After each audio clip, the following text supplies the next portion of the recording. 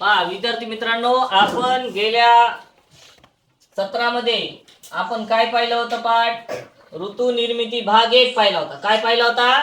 ऋतू निर्मिती भाग 1 पाहिला होता. आता आपण पाहणार आहोत ऋतू निर्मिती भाग 2. तर गेल्या पाठामध्ये आपण पाहिलं होतं, ही आकृती आपल्याला आठवत असेल. आठवते का? पहा कोणत्या कोणत्या दिवशी जे आपला दिवस आहे म्हणजे दिनमान आहे ते 12 तासांचं करेक्ट असते. हे आपण गेल्या ऋतू निर्मिती पाठामध्ये भाग 1 मध्ये पाहिलेलं आहे. आपण आणखी एक गोष्ट पाहिली होती. पहा काय पाहिली होती? काय पाहिली होती? हे असं पाहिलं होतं बघा, सावली एक खंबा केला होता आणि त्याचं निरीक्षण केलं होतं. आपण काय केलं होतं? फुली मारली होती. सावली इकडल्या दिशेला जाते, काही इकडल्या दिशेला जाते. हे आपण गेल्या वेळेस ऋतू निर्मिती भाग 1 मध्ये पाहिलं होतं. त्याच्यानंतर 21 जून पासून आपण सूर्य कुठल्या दिशेला जातोय याचं सुद्धा निरीक्षण करायचं सांगितलं होतं, की किती वाजता दिवस मावळतोय, किती वाजता उगवतोय, याचं निरीक्षण तुम्ही काय गेल्या सत्रामध्ये पहिल्या सत्रामध्ये केलेलं आहे. त्यानंतर याच्यामध्ये आपण काय, आता बघा ही आकृती पाहिली होती. आता सूर्य कुठे आपला या ठिकाणी, पृथ्वी काय करते? सूर्याच्या भोवती अशा प्रकारचे फिरत असते. बरोबर, फिरता फिरता जे सूर्यकिरण आहेत पहा या ठिकाणी दाखवले, सूर्यकिरण इकडे जास्त पडतात, इकडे काय होते? अंधार होते. बरोबर, ही हिवाळ्यातील आयन स्थिती आहे. त्यानंतर 23.30 हे अक्षवृत्त रेखावृत्त आहे. इकडे उत्तर ध्रुव, इकडे दक्षिण ध्रुव. त्यानंतर 22 डिसेंबरला अशा प्रकारची या ठिकाणी स्थिती असते. म्हणजे पहा जे हिवाळ्यामध्ये अशा प्रकारची स्थिती या ठिकाणी दिसते आपल्याला. त्यानंतर या ठिकाणी दक्षिण ध्रुव 23 सप्टेंबरला सूर्याचे किरण बघा या ठिकाणी अशा अशा प्रकारचे बनलेले असतात आणि या ठिकाणी अंधार असतो. शरद संपात ऋतू 23 सप्टेंबर म्हणजे 23 सप्टेंबरला हा दिनमान किती तासाचा असते? 12 तासांचा असते. किती तासाचं? 12 तासांचं दिवस आणि 12 तासांची रात्र असते. त्यानंतर आणखी एका ठिकाणी असते पहा 22 डिसेंबरला. किती? 22 डिसेंबरला. हे दोन लक्षात ठेवा तारीख, 23 डिसेंबर आणि 22 डिसेंबर. दिनमान 12 तासांचं असते. 12 तासांचा दिवस, 12 तासांची रात्र. या ठिकाणी बघा 21 मार्चला अशा प्रकारची स्थिती असते. त्यानंतर उन्हाळ्यातील आयन स्थिती 21 जूनची अशा प्रकारचं असते. या ठिकाणी आपण गेल्या सत्रामध्ये पाहिलेलं आहे. आणि या ठिकाणी दक्षिणायन सुरू असते. पृथ्वीच्या परिवलनामुळे तसेच दक्षिणायन व उत्तरायणामुळे या ठिकाणी आपलं दिनमान व रात्रमान चालू असते आणि आपल्याला 4 महिन्याचे जे ऋतू आपल्याला दिसतात हे पृथ्वीच्या परिवलनामुळे आणि परिभ्रमणामुळे होते.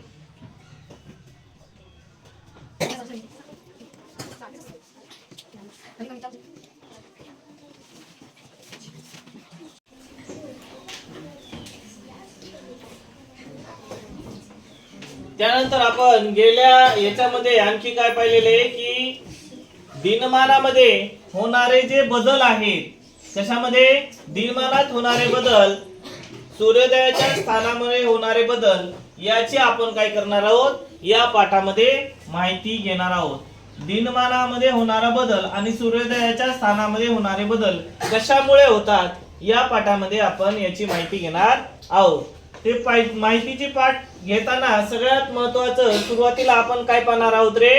सूर्याचं भासमान भ्रमण. काय पाहणार आहोत आपण? सूर्याचं भासमान भ्रमण. म्हणजे सूर्य आपल्याला कधी कधी काय वाटतो?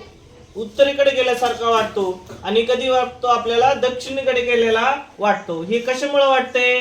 तर आपण या ठिकाणी पाहणार आहोत. या ठिकाणी बघा सूर्योदयाचे स्थान दिवसागणिक बदलत जाते. पृथ्वीवरून जेव्हा आपण सूर्योदय पाहतो तेव्हा सूर्य वर्षभरात उत्तरेकडे किंवा दक्षिणेकडे सरकत असल्याचं आपल्याला भासते. भासते की नाही? भासते की नाही?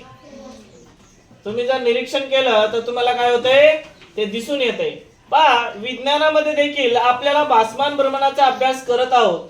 सूर्य उगवण्यापासून ते मावळल्यापर्यंत पूर्वेकडून पश्चिमेकडे दैनिक भासमान भ्रमणाबद्दल तेथे विचार केलेला आहे. भूगोलामध्ये सुद्धा आपण सूर्याच्या वार्षिक उत्तर आणि दक्षिण भासमान भ्रमणाचा आपण विचार काय करणार आहोत? या पाठामध्ये करणार आहोत.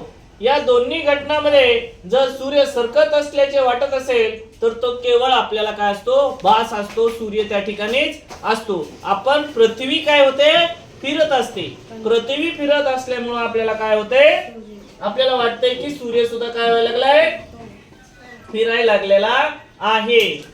काय वाटतंय आपल्याला? सूर्य सुद्धा काय व्हायला लागलाय? फिरायला लागलाय. या ठिकाणी बघा हा जो सूर्य आहे आणि या ठिकाणी आपली छोटीशी अशी पृथ्वी आहे, तर ही पृथ्वी काय होते या ठिकाणी अशा प्रकारे काय होत जाते, घुमत जाते. आणि या असल्या घुमण्यामुळं काय होते, आपल्याला असं वाटतंय की सूर्य काय झालाय, सरकलेला आहे. आता या ठिकाणी बघितल्यानंतर आपल्याला काय वाटतंय, सूर्य इकडे गेलेला आहे, पण सूर्य ऍक्च्युअली कुठं आहे रे, याच ठिकाणी जाग्यावर आहे. आपल्याला भासत आहे, आपल्याला काय होतंय, भासतोय की सूर्य कुठं आहे, या ठिकाणी असा प्रकारे घुमायला आहे. पण ऍक्च्युअली कोण घुमतय रे, कोण घुमतय, कोण घुमतय, पृथ्वी घुमते. कोण घुमतय, सूर्य घुमतय का, नाही. हे भासमान भ्रमण आपल्याला वर्षभर काय होतंय, दिसतंय. आणि हे वर्षभर कुणामुळे दिसतंय रे, फक्त आणि फक्त पृथ्वीच्या परिभ्रमण याच्यामुळे दिसतंय आणि परिवलनामुळे दिसतंय. आता हे कशाशी संबंधित आहे, तर पृथ्वीच्या कललेल्या आसाशी संबंधित आहे. पृथ्वी ही काय असं पूर्णपणे असं गोल आहे का रे, नाही. काय आहे, पूर्णपणे गोल नाही. थोडं पृथ्वी या साईडला अशी कललेली आहे. पृथ्वी गोल नाही, पूर्णपणे गोल नाही. पृथ्वी काय आहे, ही थोडी अशी कललेली आहे. जर आपण नीट निरीक्षण केलं पृथ्वीचा तर आपल्याला लक्षात येते. आता बघा आकृती 8.1 कुठे आहे, आकृती 8.1, 8.1 आकृती आपल्याला पाहायची आहे. आकृती 8.1 पाहूया. बघा या ठिकाणी आकृती 8.1 काय सांगते आपल्याला, बघा ऋतुचक्र, आयन दिन आणि संपात दिन या ठिकाणी लक्षात येते. पहा सूर्य कुठे रे, अगदी जागेवरच आहे. सूर्य कुठे आपला, हा अगदी जागेवरच आहे, इथंच आहे. बघा फक्त पृथ्वी बघा कुठे, इथे, त्यानंतर इथे, त्याच्यानंतर इथे, त्याच्यानंतर इथे. पण पृथ्वी काय करते रे, स्वतः भोवती फिरता फिरता कुणा भोवती फिरते ती, कुणा भोवती फिरते ती, अशी घुमायली घुमायली घुमायली घुमायली. या बघा इथं आली, पुन्हा इथं आली, पुन्हा इथं आली, पुन्हा जाग्यावर येते, पुन्हा. पण ही घुमत असताना काय होते, अशी गोल गोल घुमत जाते, बरोबर. अशी चक्रा मारते, स्वतः भोवती पण मारता मारता सूर्याभोवती मारते, हे लक्षात ठेव. त्या ठिकाणी आपल्याला इकडं कोणतं टोक आहे रे, दक्षिण उत्तर ध्रुवाचं, बरोबर. कुठलं आहे, उत्तर ध्रुवाचं. आणि इकडं खालचं कोणतं आहे रे, दक्षिण ध्रुवाचं, बरोबर. आणि ज्यावेळेस पृथ्वी फिरते त्यावेळेस आपल्याला लक्षात येते की 23 सप्टेंबरला 12 तासाचा दिवस आणि 12 तासाची रात्र असते. तशाच प्रकारे 22 डिसेंबरला सुद्धा काय असते, 12 तासाचे दिवस आणि 12 तासाची रात्र असते, हे लक्षात ठेवा. आता बघा उन्हाळ्यामध्ये या ठिकाणी 21 जूनला काय परिस्थिती आहे. बघा उन्हाळ्यामध्ये कशी पृथ्वी दिसते आपल्याला, सूर्याची किरण कसे पडतात बघा, का 21 जून. त्यानंतर बघा 21 मार्चला या ठिकाणी बघा 21 मार्चला काय स्थिती आहे, या ठिकाणी दिसते.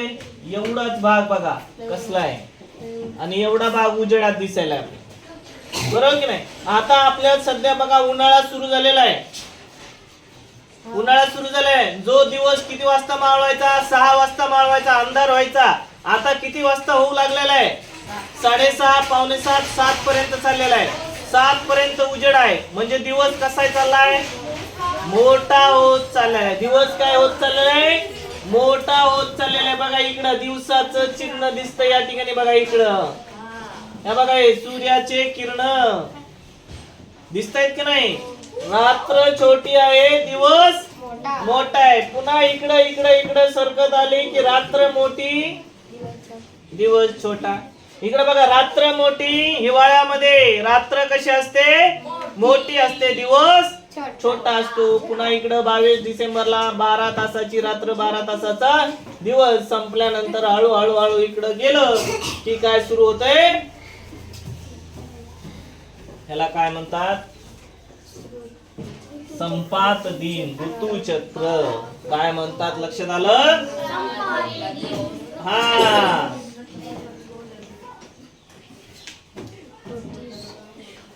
आता इथं प्रश्न विचारले का, 22 डिसेंबरच्या सुमारास कोणता ऋतू तुम्ही अनुभवतात? इथं 22 डिसेंबरला सांगा. मग 22 डिसेंबरला कोणता ऋतू अनुभवतात तुम्ही? कोणता ऋतू असते डिसेंबर महिन्यामध्ये? हिवाळा. कुठला ऋतू असते? हिवाळा. इथंच दिले. कोणता ऋतू असते? हिवाळा. दुसरा नंबरचं दिलेला आहे 21 जून. कोणता ऋतू असतो 21 जूनला रे? उन्हाळ्यातील आयन स्थिती असते, म्हणजे पावसाळ्याची चाहूल त्या ठिकाणी आपल्याला लागलेली असते. त्यानंतर पुढचं आहे प्रश्न काय दिलाय, उत्तर गोलार्धात हिवाळा असेल तर विरुद्ध गोलार्धात त्यावेळी काय असेल? बरोबर प्रश्न विचारला. आता बघा, इथं हिवाळा असेल तर दुसऱ्या ठिकाणी काय असेल रे? इथं दाखवलंय नाही, इथं काय असेल? उन्हाळा सुरू असेल. काय सुरू असेल? उन्हाळा. इकडे हिवाळा सुरू असेल तर पलीकडल्या बाजूला उजेड दिसतोय तुम्हाला, कोणता असेल? उन्हाळा. आणि इकडे बघा, हा पुढे बघा, चला फास्ट घेऊया आपण. आता आपल्याला पाहायचंय पहा, सूर्याची, पृथ्वीची अपसूर्य आणि उपसूर्य स्थिती म्हणजे नेमकं काय आहे. बघा, पृथ्वीच्या सूर्याभोवतीच्या परिभ्रमण मार्ग कसा असतो हे महत्वाचं आहे. लंबवर्तुळाकार असतो. कसा असतो? लंबवर्तुळाकार. लंबवर्तुळाच्या एका केंद्रस्थानी काय असतो? सूर्य असतो. सूर्य आपले स्थान बदलतो का रे? नाही. सूर्य एकाच ठिकाणी असतो. फक्त काय होते, पृथ्वी अशा प्रकारची फिरत असते. आणि ती कशी फिरते? लंबवर्तुळाकार फिरते. लंबवर्तुळाकार फिरते हे आपल्याला आता दाखवलेलं आहे. कसं दाखवले पहा, या ठिकाणी पहा, हे लंबवर्तुळाकार अंड्याच्या आकाराचे आहे की नाही, हे लंबवर्तुळाकार अशा प्रकारची या ठिकाणी घुमत आहे. त्यानंतर आपल्याला महत्वाचं काय याच्यामध्ये लक्षात ठेवायचं आणखी, आता पहा, ज्या वेळेस तिचं अंतर आहे कमी जास्त होते, म्हणजे पृथ्वीचं अंतर, हे पृथ्वीचं अंतर, हे सूर्य आणि हे पृथ्वी, या ठिकाणी अंतर, या ठिकाणचं आणि या ठिकाणचं आणि या ठिकाणचं अंतर काय असते? वेगवेगळं असते. असं लंबवर्तुळाकार असल्यामुळे काय असते, हे अंतर जास्त असते, हे अंतर काय असते? कमी असते. अंतर सारखं असते का? नाही. आता बघा, या ठिकाणी आपल्याला पाहायचं आहे पुढचं, परिभ्रमणादरम्यान जानेवारी महिन्याच्या पहिल्या आठवड्यामध्ये, लक्षात ठेव, जानेवारीच्या पहिल्या आठवड्यामध्ये पृथ्वी सूर्यापासून कमीत कमी अंतरावर असते. याला कोणती स्थिती म्हणतात? अपसूर्य स्थिती. कोणती स्थिती म्हणतात? अपसूर्य स्थिती. कोणत्या महिन्यात असते? जानेवारीच्या महिन्यामध्ये. कोणत्या महिन्यामध्ये रे?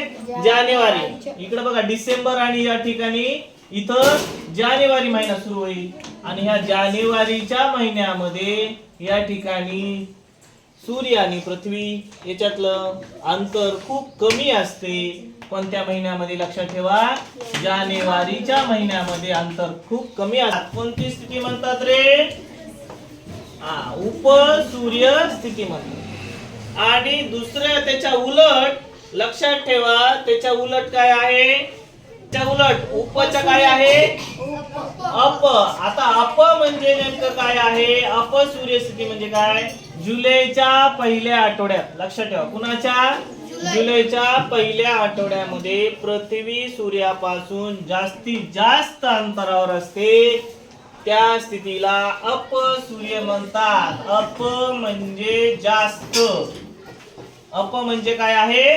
जास्त, लांब असते. त्या स्थितीला अपसूर्य. या ठिकाणी पहा, अपसूर्य स्थिती आणि उपसूर्य स्थिती आपण या ठिकाणी पाहिलेलं आहे. अपसूर्य स्थिती म्हणजे काय? अप म्हणजे काय असते? जवळ. अप म्हणजे काय असते? जवळ. जवळ कधी असते? कोणत्या महिन्यात असते? जानेवारी महिन्यामध्ये. कोणत्या महिन्यामध्ये? जानेवारी महिन्यात. आणि उपसूर्य स्थिती कधी असते? जुलै महिन्यामध्ये. कधी असते? जुलै महिन्यामध्ये. अप म्हणजे जास्त, सॉरी, अप म्हणजे काय असते? अप म्हणजे काय असते? जास्त असते. अप म्हणजे जास्त. अप म्हणजे जास्त. हे कधी असते? जुलै महिन्यामध्ये. आणि उप म्हणजे काय असते? जवळ असते. हे कोणत्या महिन्यामध्ये असते? जानेवारी महिन्यामध्ये. कोणत्या महिन्यामध्ये? जानेवारी महिन्यामध्ये. आणि जानेवारी महिन्यामध्ये कोणता आयन चालू असते? दक्षिणायन. आणि जुलै महिन्यामध्ये कोणता आयन चालू असते? उत्तरायण. बघा या ठिकाणी दिलेलं आहे. हे कोणतं आहे? दक्षिण गोलार्ध. हे कोणतं आहे? उत्तर गोलार्ध. उत्तर गोलार्धामध्ये उन्हाळा सुरू असतो. आणि इकडं काय असते? उत्तर गोलार्धात त्यावेळेस हिवाळा असतो. आणि त्याच वेळेस इकडं दक्षिण गोलार्धामध्ये उन्हाळा. इकडे हिवाळा सुरू असले की इकडे उन्हाळा सुरू असतो. आणि इकडे उन्हाळा सुरू असले की इकडे दक्षिण गोलार्धामध्ये हिवाळा सुरू असतो. ही बघा पृथ्वी कशी आहे? लंबवर्तुळाकार अशी फिरत असते. पृथ्वीची जी कक्षा आहे कशी आहे? लंबवर्तुळाकार आहे. पुढे आता आपल्याला यामध्ये पाहायचंय पहा, सगळ्यात महत्वाचं आपल्याला पाहायचंय